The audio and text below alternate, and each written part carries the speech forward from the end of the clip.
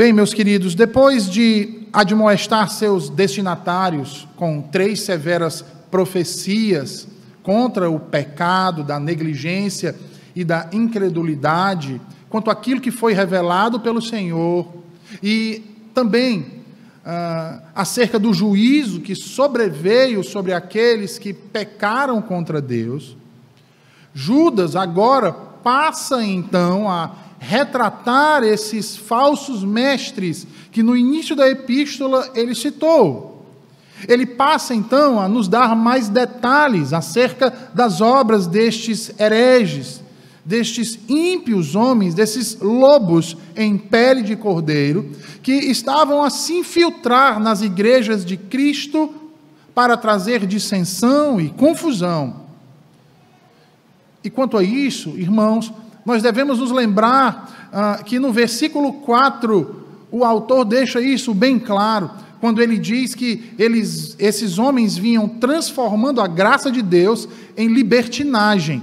E como eles vinham fazendo isso? Negando a lei e distorcendo o evangelho.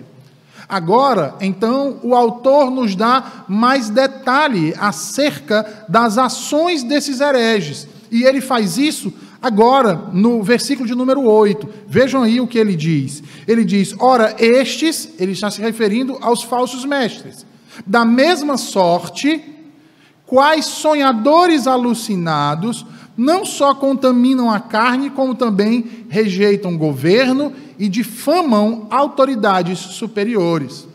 Percebam aí que Judas, além de comparar os falsos mestres, aqueles israelitas incrédulos, aos anjos rebeldes e aos sodomitas libertinos da perícope anterior, ao dizer da mesma sorte, ele ainda destaca 3 ações que, como aqueles, eram praticadas então por estes falsos mestres.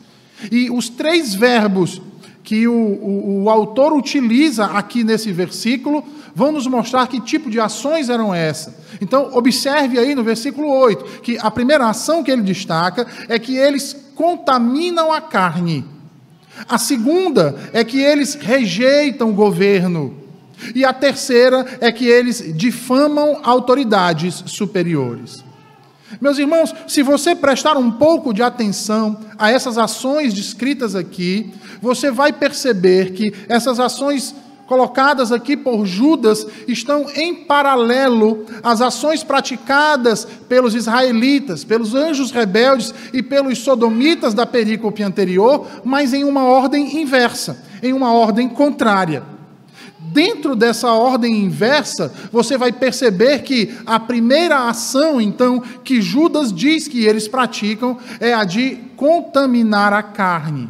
E aí vem a pergunta, o que Judas quis dizer, então, com esse ato de contaminar a carne?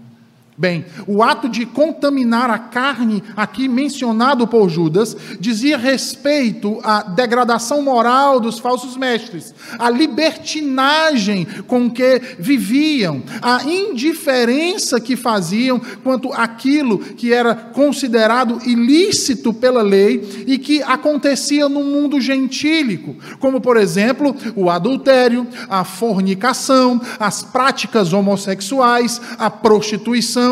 Ora, nós bem sabemos que as festas que aconteciam nos ambientes romanos e gregos eram completamente regadas a muito vinho, a muita comida e a orgias de toda espécie que vocês possam imaginar. A segunda ação, então, que o autor nos elenca é a de rejeitar governo. E assim como fizemos na primeira, procuremos entender, então, o que ele quis dizer com essas palavras de rejeitar o governo. E aí, quando nós prestamos atenção ao texto e observamos o verbo que está sendo utilizado pelo autor, o verbo aqui em questão diz respeito a uma ação de desdém. Esse rejeitar é uma ação de desdém, uma ação de descrédito, uma ação de nulidade, uma ação de repúdio. Eles estavam repudiando, ou melhor, repudiavam qualquer tipo de governo. E aqui, meus queridos, sem querer ser anacrônico, nós podemos dizer confiadamente que eles eram anarquistas em seu todo e pleno sentido.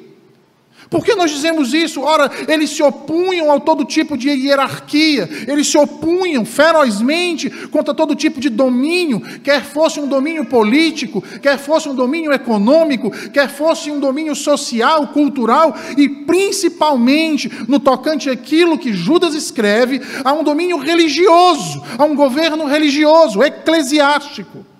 E por quê? Porque eles pretendiam superar a ordem religiosa na qual estavam inseridos através da sedição, através da divisão, através dos rachas, das separações. E como eles faziam isso? Negando a validade da lei em defesa de uma autonomia do espírito. Autonomia do espírito. Em terceiro lugar, a terceira ação que Judas elenca aqui é a de difamar autoridades. Primeiro, ele elenca dizendo que rejeitar governo e difamar autoridades.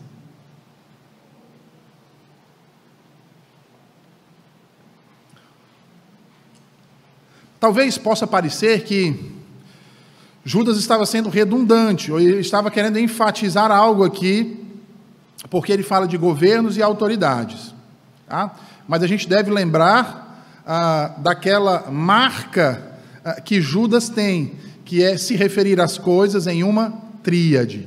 Então, mais uma tríade nós temos aqui, tá certo? Terceira, então, difamar autoridades. O que ele quis dizer com difamar autoridades?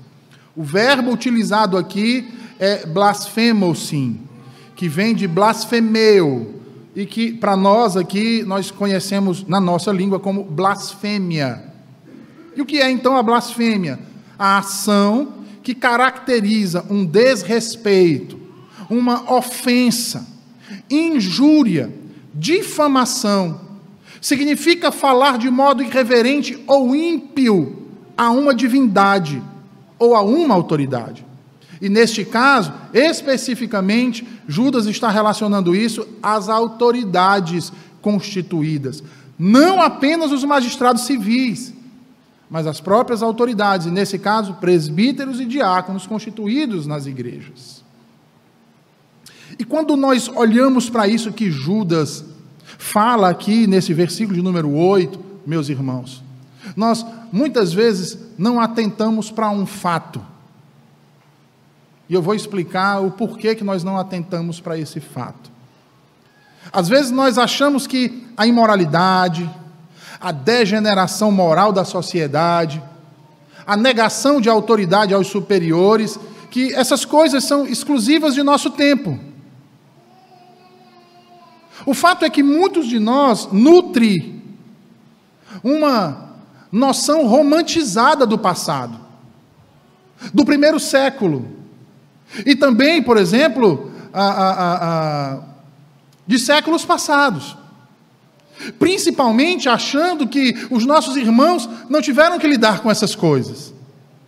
Muitos de nós acham que essa questão do homossexualismo é uma questão de nossos dias.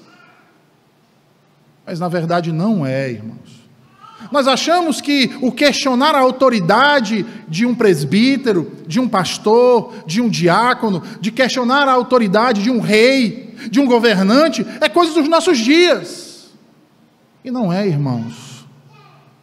Judas está nos mostrando o contrário. Estou falando aqui de alguém que está escrevendo no primeiro século, para pessoas do primeiro século.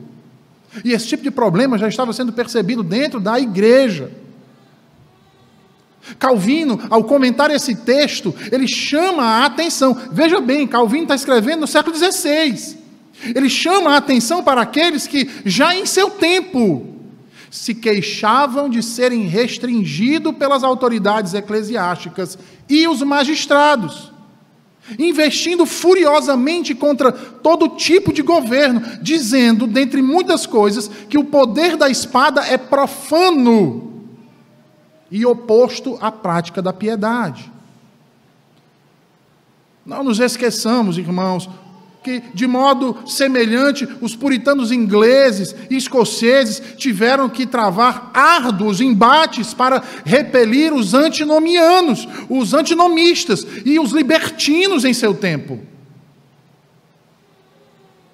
Como então podemos achar, irmãos, que em nossos dias, tais falsos ensinos, tais falsos mestres, como estes aqui, apresentados por Judas, que perturbaram a igreja de Cristo no primeiro século, não continuam a tentar fazer a mesma coisa nos séculos seguintes e principalmente em nossos tempos? Como podemos nós, depois de 2000 anos de tradição cristã e ortodoxia, alegar então ingenuidade ao abraçar tantas falsas doutrinas que são lançadas hoje, principalmente nas redes sociais, tantas heresias, de nos dedicarmos e apreciarmos falsos mestres em nosso tempo?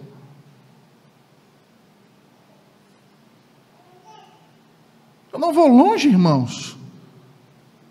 Foi notório em todo o país, no meio evangelical,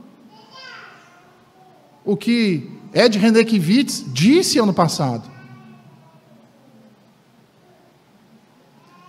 Agora veja, tem muitas pessoas dentro de nossas igrejas que acham o que ele disse irrelevante,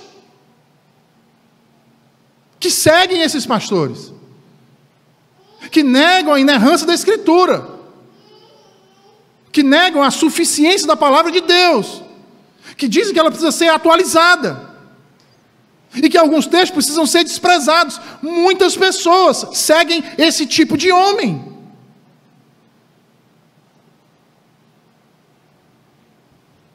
Inclusive, o nosso sínodo publicou uma apresentação desse dito pastor. E rapidamente tiraram do ar. O problema, irmãos, é muito maior do que se colocar a publicação e dizer que foi um erro da pessoa que não era para ter colocado, porque nos seus círculos privados a pessoa colocou, seguindo um falso mestre. Ora, olhem para a enxurrada de irreverentes, sediciosos, libertinos, anarquistas que brotam dia após dia das redes sociais, irmãos. Que invadem as igrejas, propagando seus falsos ensinos, distorcendo o evangelho, usando inclusive de nossa tradição reformada para deformar os princípios da reforma protestante e dos movimentos posteriores. Como, por exemplo, o gracioso movimento puritano.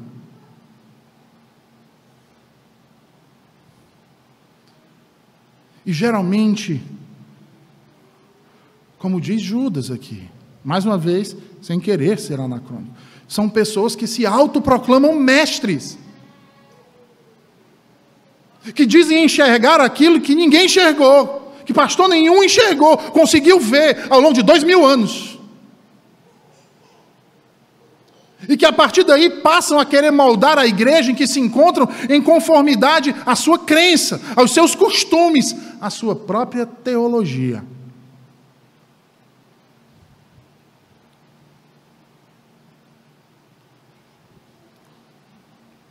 E aí, irmãos, em seu preciosismo, dividem igrejas. Como eles fazem isso, pastor? Se aproximam de de 2, de 3, ali formam um grupinho. Esse grupinho se aproxima de mais 1, 2 e 3 e forma outro grupinho.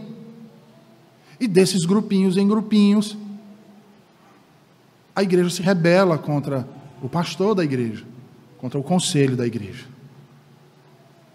E o racha está estabelecido. Veja, essas pessoas costumam criticar e desrespeitar as autoridades, pastores, presbíteros, desmerecendo-os de sua autoridade, agindo como verdadeiros revolucionários. O livro me trouxe essa revolucionários, buscando inverter a ordem social e eclesiástica. Percebam, irmãos, igual estes do primeiro século. E como eles fazem isso? Distorcendo a graça do Evangelho, principalmente, irmãos, para justificar sua vida de pecados. Por isso é que são tão contrários à lei.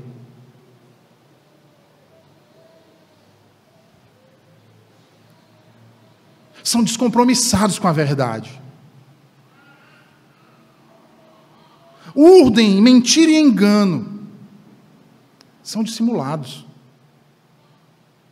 Estes, percebam, não aceitam ser corrigidos. Eles nunca estão errados. Eles não aceitam ser disciplinados. Por quê? Porque eles se acham os verdadeiros mestres. Mas, na verdade, são falsos mestres. Lembremos-nos sempre, irmãos, do que disse Paulo em Romanos 13, 1, 2. Paulo em Romanos 13, 1, 2, nós já expusemos esse texto aqui, diz: todo homem esteja sujeito às autoridades superiores. O que Paulo está dizendo aqui? Existem autoridades superiores. Então, quem nega isso, irmãos, é um pressuposto básico. Quem nega isso está indo de encontro à verdade das Escrituras.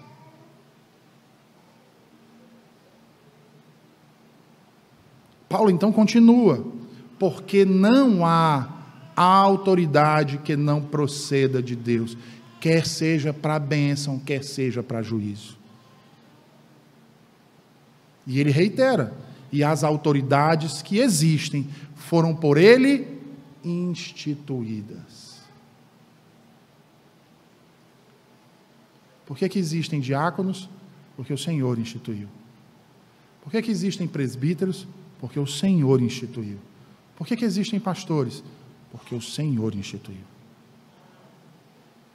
O Senhor instituiu. Devemos lembrar ainda, irmãos, que na ordenança divina, para que o homem honre seus pais, quinto mandamento, está inserindo o honrar todos aqueles que, pela ordenação de Deus, estão postos sobre nós em autoridade, quer seja na família, quer seja na igreja, quer seja no Estado. É contra os que negam essa verdade que Judas fala aqui. É contra os que pervertem a graça que ele se contrapõe. É por isso que ele vai dizer no versículo 9, veja aí o versículo 9, ele diz assim: contudo, o arcanjo Miguel, quando contendia com o diabo e disputava a respeito do corpo de Moisés, não se atreveu a proferir juízo infamatório contra ele. Pelo contrário, disse: o Senhor te repreenda. E aí vejam, a alusão que Judas faz aqui no versículo 9, mais uma vez, provém de uma fonte apócrifa. O testamento de Moisés, ou a assunção de Moisés. Por que essa dubiedade de títulos? Porque o manuscrito ele foi perdido, e o que foi feito foi pegar alguns pedaços das cópias e tentar reagrupar e restaurar esse livro apócrifo. E aí, meus irmãos, vejam, por causa dessa alusão a um livro não canônico, além da citação direta do apócrifo de 1 Enoque, como nós vimos nas exposições passadas, a igreja dos primeiros séculos hesitou durante um tempo em aceitar a Epístola de Judas como um livro canônico. No entanto, eu quero mais uma vez reiterar com os irmãos aqui que o fato de Judas ter usado tais fontes não foi com o intuito de reconhecê-las como inspiradas. Ele as utiliza para ilustrar e esclarecer seus próprios ensinamentos, aí sim, inspirados por Deus, à luz da tradição oral de sua época, de coisas que eram de conhecimento comum entre os judeus. E aí, quando nós observamos esse texto e estudamos um pouco acerca dele, nós vemos que esse texto pertence a uma tradição de histórias judaicas, onde Satanás é retratado como o anjo acusador e chefe dos demais anjos. As narrativas dizem que Satanás vinha agindo como um tipo de patrono do povo de Deus e se engajando em disputas legais sobre este mesmo povo.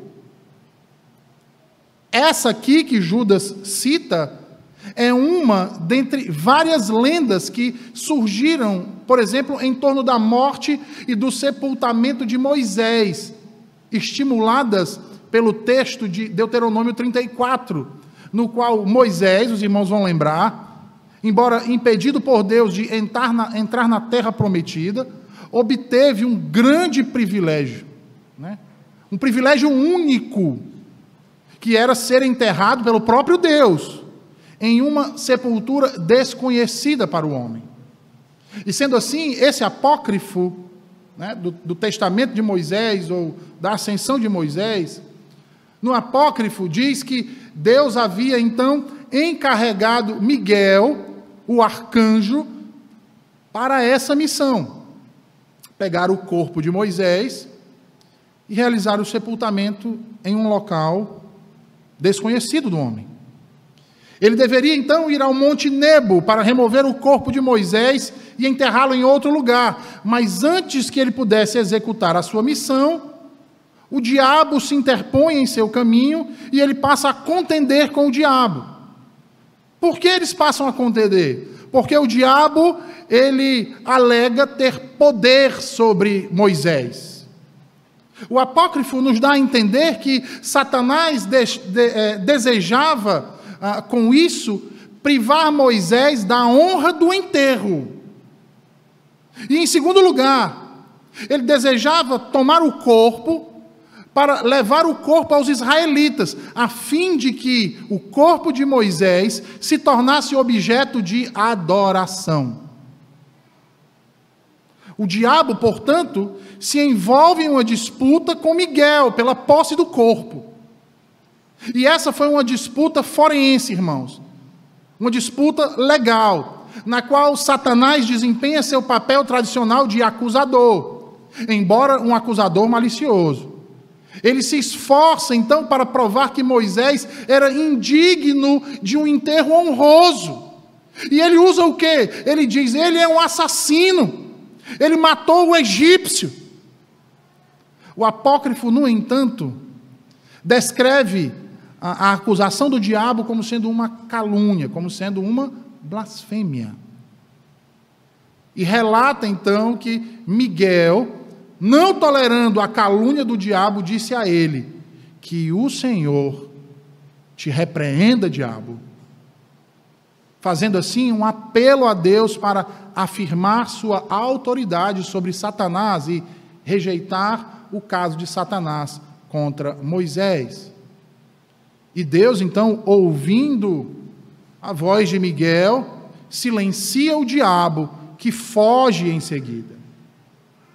E aí, meus irmãos, vejam, Miguel, o anjo mencionado aqui no texto por Judas, é chamado por Daniel, lá no capítulo 10, versículo 13, como sendo um dos primeiros príncipes.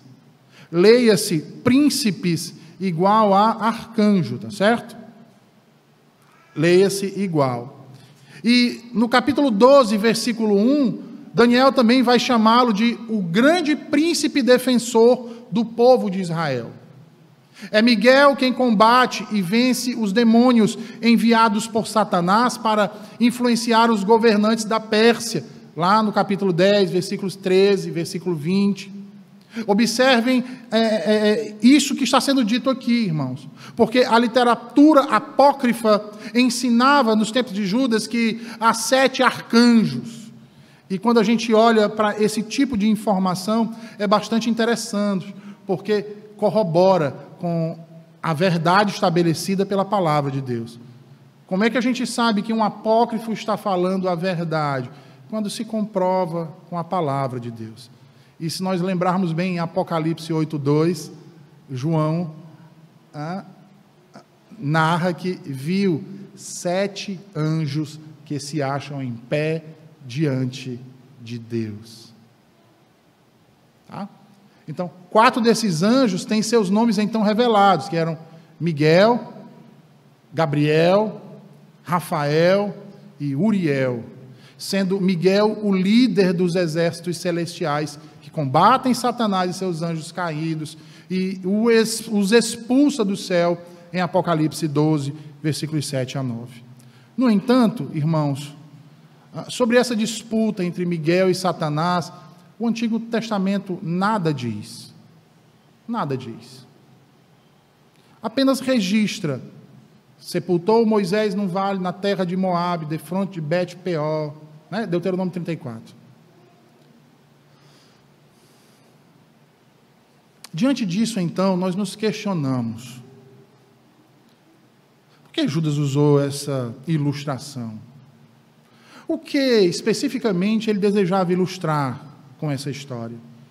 Ora, Judas pretendia ilustrar, irmãos, o comportamento dos falsos mestres, uma vez que a principal característica dos falsos mestres era exatamente sua alegação de estar livre de qualquer autoridade moral, de não estar debaixo de nenhuma lei. Por causa dessa premissa, eles então desrespeitavam, caluniavam, desdenhavam de Moisés, dos anjos, autor e doador da lei de Deus. Para esses falsos mestres encobrirem sua vida de pecados, diziam que a lei foi imposta pelos anjos aos homens por inveja e má vontade com a humanidade. Diziam ser homens livres pela graça, e que por serem livres pela graça, não estavam sujeitos à lei. E que por não estarem sujeitos à lei, podiam agir por sua própria autoridade, como homens espirituais. No entanto, irmãos, não precisamos de muito esforço para mostrar a grande contradição disso que se fala. Basta olharmos para o que diz 1 Coríntios 6,3. Qual é a autoridade? Qual é o objeto de autoridade em que os anjos serão julgados? Senão a lei. Que os homens serão julgados, senão a própria lei. Como ela pode ser invalidada, então? A autoridade pela qual homens espirituais julgarão os anjos contradiz todo esse tipo de argumento. Porque a própria lei é quem estabelece a base legal para qualquer julgamento. Logo, Judas usa essa ilustração sobre a contenda entre Miguel e Satanás, irmãos, para demonstrar que, mesmo com toda a autoridade que possuía o arcanjo Miguel, ele não ousou repreender o diabo. Mesmo estando Miguel acima de Satanás, e tendo todo o direito e dever de reprová-lo, não proferiu-lhe sentença. Antes, invocou o justo juiz, o Senhor dos Exércitos. Ora, se o mais poderoso arcanjo, Miguel, recusou-se a repreender Satanás, quanto mais pecadores como nós não deveriam evitar proferir insultos contra autoridades concebidas por Deus.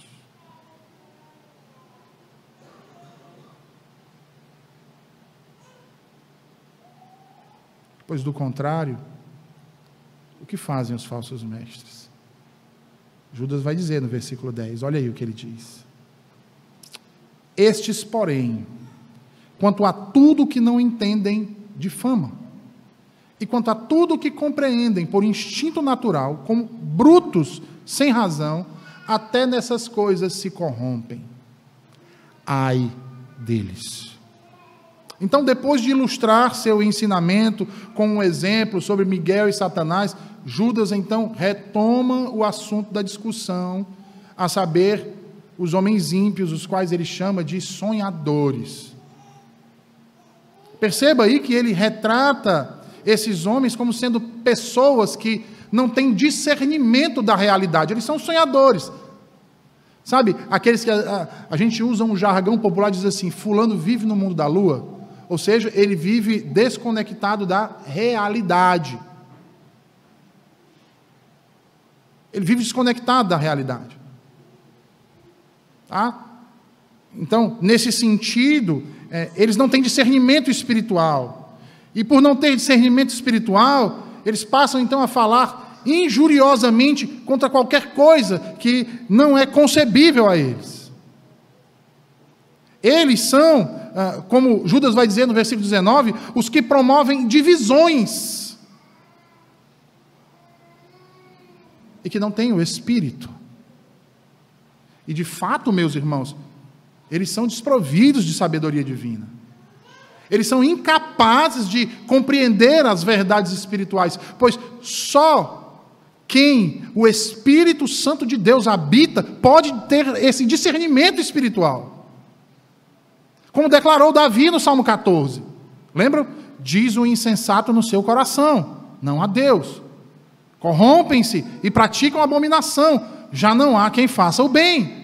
A ideia aqui de Davi é Deus sentado no seu trono, sendo negado por tolos. E dentre esses tolos, veja, nenhum deles faz nada daquilo que é bom, faz nada daquilo que é belo, faz nada daquilo que é verdadeiro. Eles são corruptos em seu pensar, e a impiedade está em suas mãos, prontas, aptas e ávidos para pô-las em prática. São homens, irmãos, que depreciam tudo que não compreendem, e aquelas coisas que entendem por instinto como animais irracionais, essas são justamente as coisas que os destroem. E aí note, Judas está afirmando aqui que eles não possuem nenhum tipo de discernimento espiritual, eles são ignorantes quanto às realidades espirituais e dependem exclusivamente de seus instintos, de sua razão, que é limitada, ou seja, passam a agir por seus instintos como verdadeiros animais, daí a perversão de suas atividades sexuais. A fornicação, o adultério, o homossexualismo, que são homens guiados por seus instintos, alijados de Deus. No entanto, os que são verdadeiramente espirituais, ao contrário dos animais, que são governados pela lei da natureza, eles são governados pela lei de Deus. E é por isso que a Escritura diz que esses ímpios, que agem como animais, que vivem suas vidas por seus instintos e afeições, serão destruídos. Todos destruídos. Meus irmãos, e quando eu olho para verdades como essa que Judas está descortinando para nós nessa manhã, e eu olho para o mundo que nós vivemos,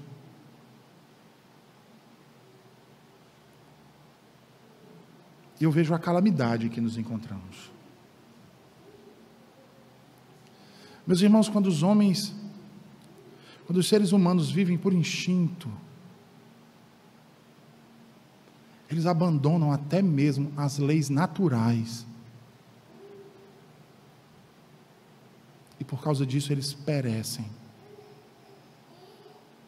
E como diz o apóstolo Paulo em Romanos 1:24, serão destruídos. Porque a rejeição de sua própria natureza suscita a ira de Deus. Ai destes, diz Judas.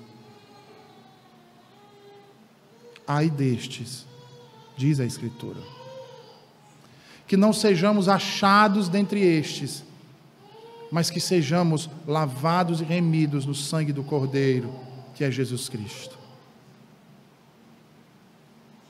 Você que tem se apoiado em falsos ensinos para viver uma vida de pecado, eu lhe exorto hoje, arrependa-se. creia em Jesus Cristo. Mostre a sua fé através das obras do Espírito Santo. Agarre-se a Cristo, único Salvador. Porque, irmãos, se amamos verdadeiramente a Cristo, aborrecemos viver uma vida de pecado. Mas se vivemos em uma vida de pecado continuamente, não é a Cristo que amamos. E eu quero concluir esse sermão com uma ilustração. Durante o século XIX, o compositor russo Piotr Ilyich Tchaikovsky, a pedido do Teatro de Bolshoi, compôs uma obra intitulada O Lago dos Cisnes. Nessa obra clássica, principalmente no balé, é dramatizada a história de uma jovem princesa chamada Odete, que é amaldiçoada por um terrível bruxo chamado Hotbar. A maldição faz com que essa princesa se torne durante o dia um cisne branco, que habita em um lago regado pelas lágrimas da dor de sua mãe, que pensa que ela está morta. Somente ao cair da noite, e por breve momento de tempo, a jovem princesa volta então a ter uma forma humana, uma natureza humana. Para se libertar dessa condição, então, a princesa precisa ser amada por um jovem virgem que lhe declare amor e fidelidade. E caso seja traída, ela permanecerá para sempre amaldiçoada como um cisne. No primeiro ato da peça, nós conhecemos o príncipe, Siegfried, que em seu 21º aniversário sai para caçar e se depara então com alguns cisnes. No segundo ato, seguindo aquelas aves pelas quais ele se encanta com a beleza, Siegfried mal percebe o cair da noite e, de repente, se surpreende ao ver o mais belo dos pássaros, que admirava, se transformar numa linda mulher, a princesa Odete. Ele se encanta com a princesa, se apaixona por ela. Lembram? Somente um amor verdadeiro poderia quebrar a maldição. A jovem princesa, então, revela a sua condição, e neste momento o encontro entre os dois é interrompido pela aparição de von Hotbart, o feiticeiro. Siegfried toma de seu arco e de sua flecha, os arma e aponta em direção ao feiticeiro, mas Odete não permite que ele atire, pois a morte de von Hotbart, sem a eliminação do feitiço, a aprisionaria para sempre. Ao saber disso, o príncipe volta para o castelo, desolado, sofrendo por ter deixado o seu grande amor. No terceiro ato, então, durante a grande festa de seu aniversário, Siegfried recusa todas as pretendentes que aparecem, apesar da pressão da rainha, sua mãe. No entanto, em um determinado momento, o príncipe se depara com uma jovem, à semelhança de Odete. Hotbart transforma um cisne negro na aparência do cisne branco, para enganar o jovem príncipe e tornar o efeito da maldição eterno para aquela jovem. Confuso, Siegfried, pensando se tratar da sua amada, é então enganado e acaba declarando seu amor e sua fidelidade a Odília, achando que era Odete. Ao se dar conta do que acontece, Siegfried então foge desesperado. É dito a Odete que Siegfried jurou fidelidade e amor a outra pessoa. Ela se entristece profundamente. Os cisnes brancos tentam consolar sua princesa, mas seus esforços são vãos. E então, no quarto ato, Siegfried, que havia fugido da festa, encontra Odete no lago, diante da maldição em que se encontra, reforçada pela traição não intencional, realizada por Siegfried. Odete, então, diz que tirará a própria vida para encerrar o seu sofrimento. E Siegfried diz que, se a decisão dela é essa, ele se unirá na morte, com a esperança de que na vida após a morte, eles vivam juntos e felizes para todo sempre.